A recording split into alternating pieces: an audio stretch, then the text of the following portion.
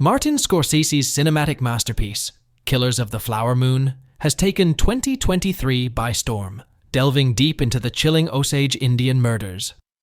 While Leonardo DiCaprio's portrayal of Ernest Burkhart is gripping, many are left wondering about the real-life fate of the man post-trials. Let's explore Burkhart's journey beyond the movie's frame. The twists in Burkhart's path. In the spotlight of the Osage murders, Ernest Burkhart was a prominent figure.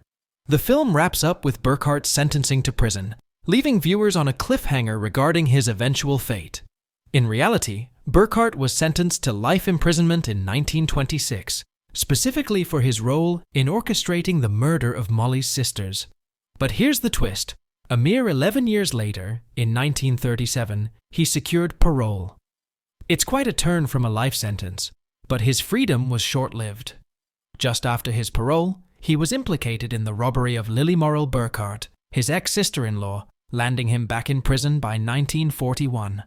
A quarter-century later, in 1966, he once again managed to convince the Oklahoma Parole Board to grant him parole. The tale takes an even more astonishing turn when Burkhart was subsequently granted a full pardon by the governor of Oklahoma, making him a completely free man.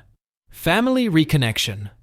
Now, freedom doesn't necessarily imply a fresh start. With freedom in hand, Burkhart tried to mend bridges with his family. Margie Burkhart, the granddaughter of both Ernest and Molly, sheds light on this attempt at reconciliation. Ernest, as an older man, took the initiative to visit Margie. Despite the heartbreak and treacherous history, her father, whom Ernest fondly called Cowboy in the film, even entrusted Ernest with house-sitting duties during family vacations.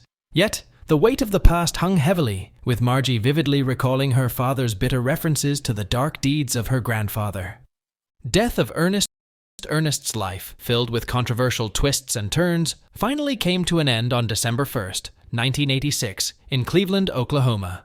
Living up to 94, he spent his final years in a quest to reconnect with the remnants of his family, a journey tinged with regret and the search for redemption.